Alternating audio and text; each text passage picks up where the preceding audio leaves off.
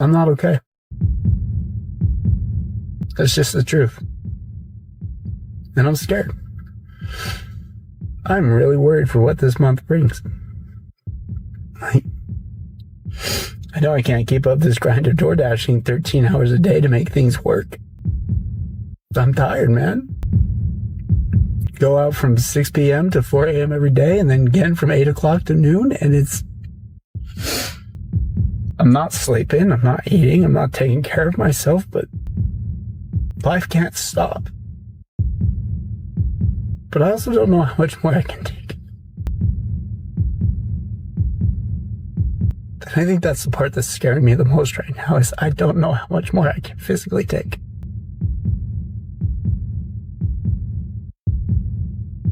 So tired, man. Just tired. I'm so tired.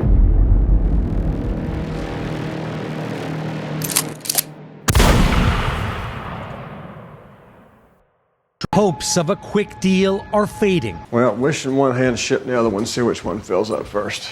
In Kuwait, air raid sirens were wailing as explosions rang out. The Kuwaiti military says it intercepted a barrage of Iranian drones and missiles. If you're trying to send a message received. Well, you see what we do with it. U.S. Central Command is back in action too, launching new, quote, self-defense attacks on Iranian radar stations and drone command and control sites on at least one island and the Iranian mainland. Iran's Revolutionary Guard threatening to escalate with a, quote, completely different response. The U.S. naval blockade still in effect after President Trump on Friday said he would soon make a decision on the ceasefire. Well, wishing one hand, shit in the other, see which one fills up first. Overnight, Trump claimed in a social media post that too many voices from Republicans and those he called Democrats are slowing him down. I don't care if they're over, honestly. I really don't care. Americans' financial situation, I don't think about anybody. I think about one thing. I don't care. There's so many teachers quitting right now. Teaching in the year 2025 is not the same career as it was teaching before the pandemic. If 95% of them can't read, I don't think it's the teachers. I don't know what's happened to education. It breaks my heart. I feel like we are reaching a point where something's got to give, and I don't know that we can keep going like this. Puts two hands up like this close to my face, and goes, pshh, pshh, pshh, pshh. You're. And they say, well, it's because they not getting a good lunch. They not getting a good lunch. Government needs to give them a lunch. It's like, I don't think it's a lunch either. These kids are horrible. Horrible. Why do I need to know any of this if a computer or AI can do it for me? But what's happening now is on a whole other level. Have you ever thought that maybe the reason why the parents think it's a good idea to feed them Twinkies and Kool-Aid? I have 2 hours left of my school day and I'm leaving because I'm so stressed out. Just split my groceries 3 different ways in order to pay for them, with a line of people behind me.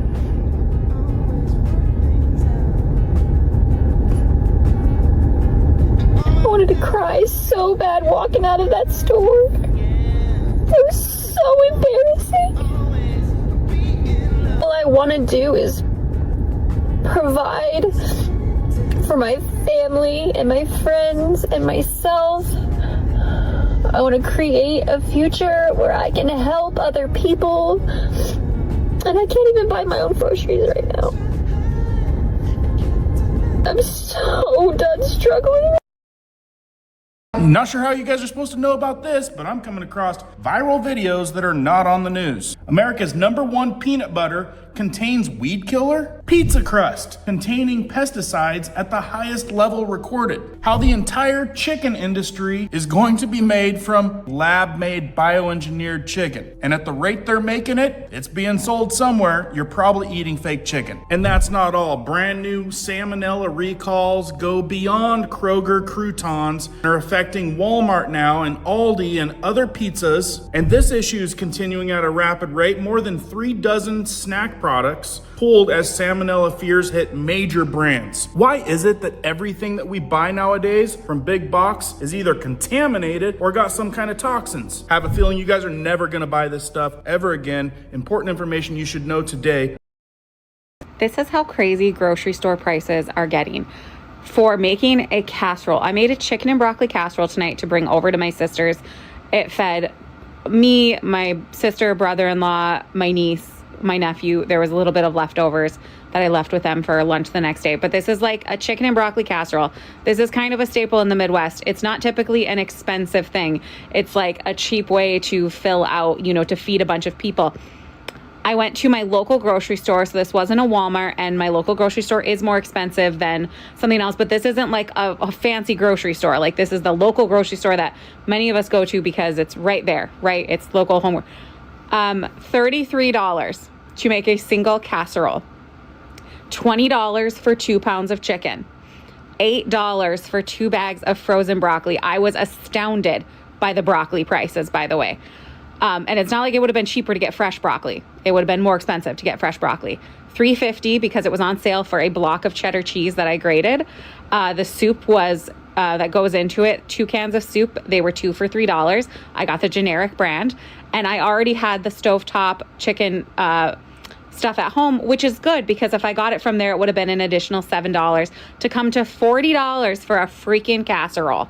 Like, I was shocked. I mean, granted, is this significantly cheaper than if we had purchased a meal for all of us? Yes.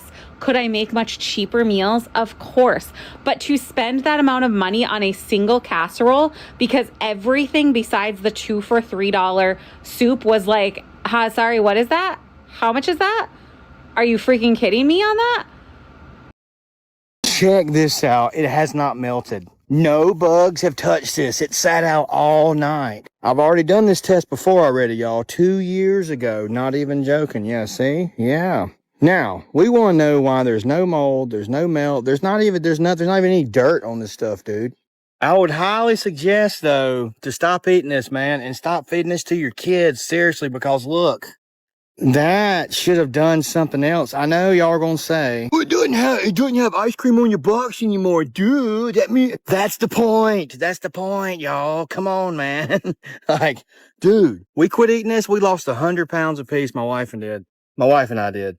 So I highly suggest, man, y'all do the same. This is a cabbage that I threw out here 2.5 weeks ago for the chickens. The chickens won't eat it, and none of the wildlife will eat it. There are possums and skunks and raccoons and deer and all kinds of animals that should be interested in that cabbage. I can't stop thinking about this video of a lady who bought her daughter a McDonald's Happy Meal as a reward, and at the restaurant, instead of them giving her a small fry that comes with the Happy Meal, they ended up giving her a large fry, which her daughter ended up not finishing, and the mom, she didn't want to eat it herself, so she ended up throwing them out the window so that the birds or the animals that were outside could eat them. So the next day, she passes by the same spot and she notices that no bird, no animal came near those fries. And as she looks closer, she notices that there's ants sitting on top of the fries, but the ants are stiff. The ants are not moving, and the ants are and I can't stop thinking about the video because no bird, no animal wanted to eat those fries. The only thing that came near those fries were ants, and it literally them. Okay. During the Great Depression, I don't know if you've read all the stories, a housewife would have to ration her food. This is not just because of the food rations that came into effect, but also because they simply did not have the money to feed their families. A lot of parents even had to send their kids off and say, okay, you're 12, 13 years old, time for you to go find your own way. There's that famous image of the mother selling her 4 children on her front porch because she couldn't take care of them anymore. And one of the things is that there were all these recipe books and cookbooks from the Great Depression, and one of them was about how to extend your chicken. And I've gone over that in a million different videos. But one thing that you have to keep in mind is that they're talking about a family of 4 and extending one chicken to like 4 to 6 meals. And keep in mind, a chicken back then didn't have any sort of biotic stuff. They weren't bionic chickens like they are today. They were only about 2.5 to 3 pounds back in the 1920s and 30s. Not big birds by any means. So mothers who were extending out this food They would make the chicken and then they would make gravy with the extra juice. They would take the carcass and turn it into soup. They would keep all of the bones and use that for a later soup. So it would make more than one soup. It would make like 2 soups. And then they would just add maybe a potato, like I always do, or a piece of bread, something very simple. And what we're looking at coming up soon is a couple of things. First of all, the prices, if you're able to get meat or whatever product it is, the prices are going to be exorbitant, things that we are not used to, double, triple, quadruple what we're used to paying now. And this is after the lockdowns where everything has already doubled. Now, keep in mind that people keep saying this is inflation. What is inflation? It is the devaluation of the dollar. We are losing our dollar dominance in the world system. BRICS now controls 40% of petro. 40%. A few years ago, it was half that. A few years ago before that, they didn't even exist. These places are gaining power. And I honestly think that we are on our last legs as the dominant nation of the world. What that means for our future, I don't know. What that means for the dollar, nothing good. The world is getting pretty tired of us Americans. The United States has caused so many problems worldwide over the last century. The Great Depression, for example, started in the United States and affected the entire world. Now, granted, it wasn't the US alone that caused the world to collapse, but it did play a pivotal part and was the spark that ignited it all. And of course, this Great Depression, which affected nations like Germany the most, led to certain people getting in power, which led to the greatest conflict in human history. The 2008 stock market crash caused by the housing bubble. That one very much so was caused by the United States and affected the entire world. The entire world had to pay for the greed of American banks. People in nations that Americans had probably never heard of lost their jobs because of American greed. Then there's the wars, the war in Vietnam, the war in Iraq, the war in Afghanistan. These all caused issues for nations all around the world. And in many cases, the pursuits of these wars were not well thought out and did not have great outcomes. And then, of course, more recently, the American war in Iran, something that has already caused instability around the world. The closure of the Strait of Hormuz due to the Americans attacking Iran has had a massive effect on the price of oil, which of course has caused fuel prices to skyrocket all over the world. And sorry to be that guy, I'm really grateful right now that I own an electric car. But the point is that once again, the world is paying for the dumb decisions of American leaders. And the world is getting pretty tired of it. This is why so many nations are choosing to trade with other countries that have been more stable and trustworthy, like China, a nation that is not threatening them with tariffs and not causing endless wars. This is also why there is a large group of powerful countries that are currently trying to replace the American dollar as the standard for the world economy. And as an American, I wish that some of these Americans that think all of this is okay would have an ounce of self-awareness. The United States did not become a superpower by itself. And as it pushes its allies away, it will soon discover that it will not remain a superpower forever.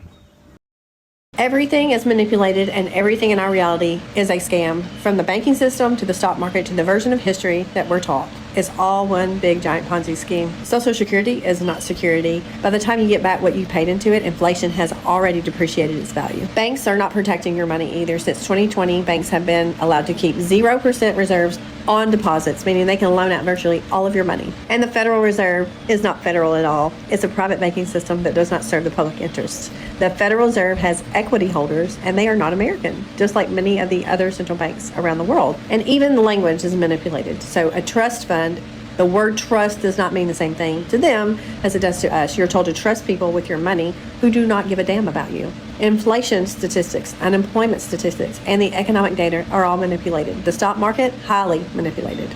Everything is a Ponzi scheme, except for if you or I ran it, we'd be in jail. But the interesting part is they do tell us the truth, and it's through fiction. Think about it, The Wizard of Oz and Rumpelstiltskin. These stories revolve around illusion, deception, and authority. So the witch rules through fear and control enforced by her flying monkeys who police the people. History itself is written by the victors, which means much of what we've learned in the school system is a manufactured narrative presented as facts.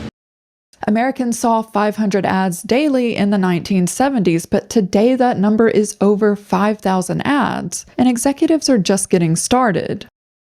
Okay, I've been hearing about how our SD cards and our memory hard drives are going to be going up in price, or how they have gone up in price. So I went and looked up. Let me show you the difference of how incredibly expensive everything is getting due to AI. First of all, what do I mean? It's by AI infrastructure, like AI infrastructure. They use the same type of disk that is inside of your SD and your SSDs, and because of that, they have like bought out all of them, which is why all of our stuff is super expensive. Let me show you how expensive. Okay, in October, so October 26th, I bought a 2-pack of 128 gigabyte Lexar. I've always used Lexar. They're a little bit pricier, which I would love to pay that now. A little bit pricier, but I bought that. I also bought a 2-pack of the 64 gigabyte.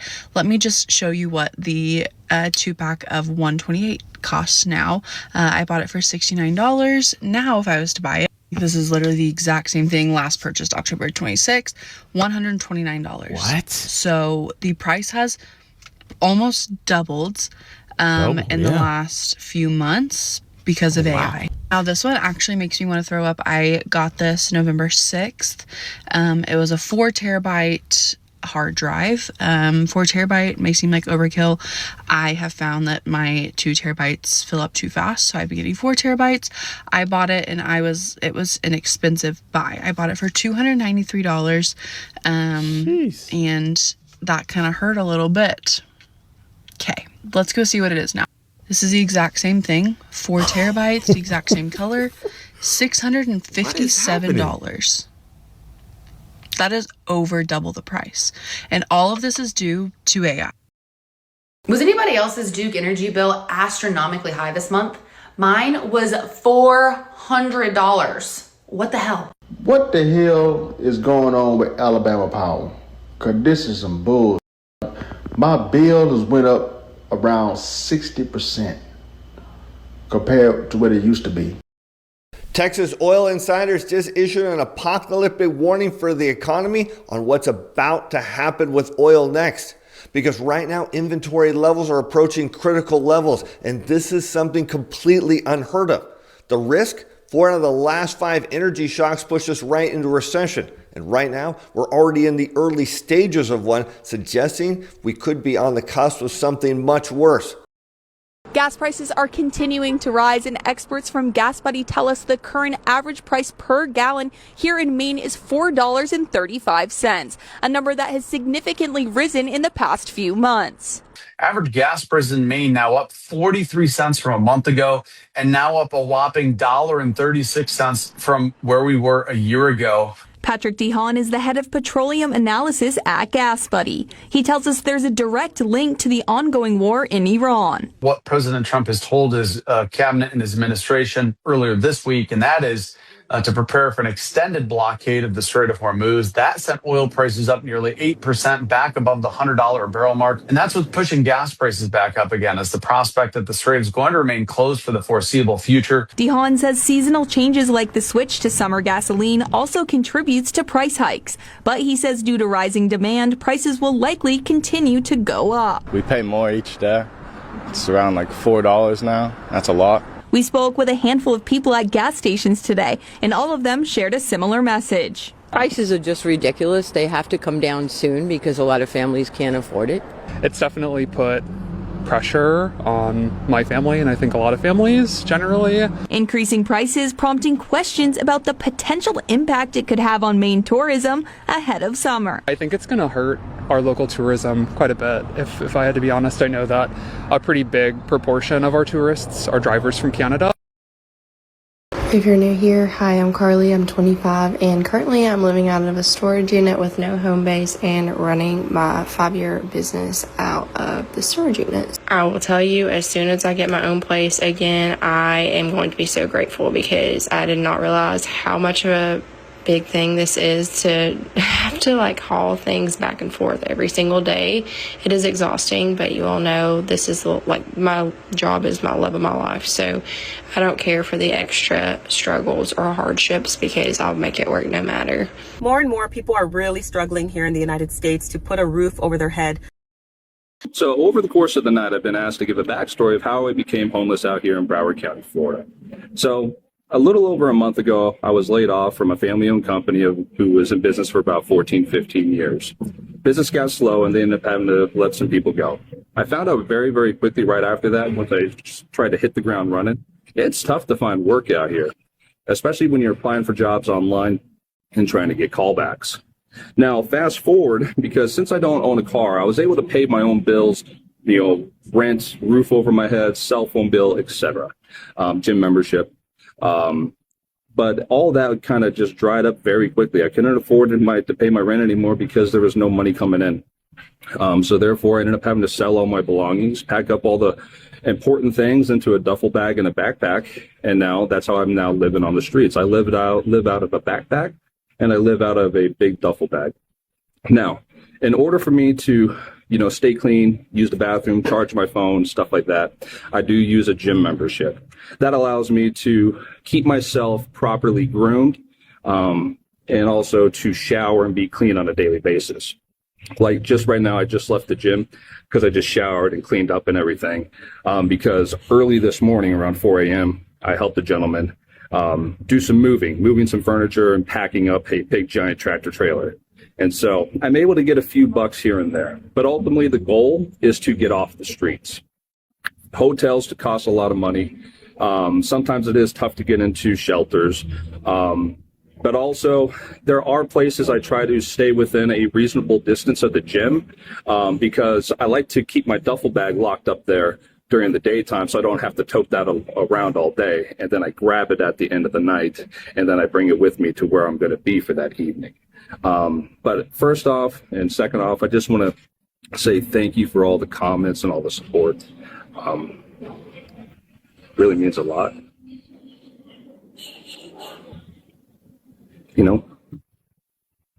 It's homelessness doesn't show discrimination, and I just want to say thank you, and I appreciate the support. I'm not giving up.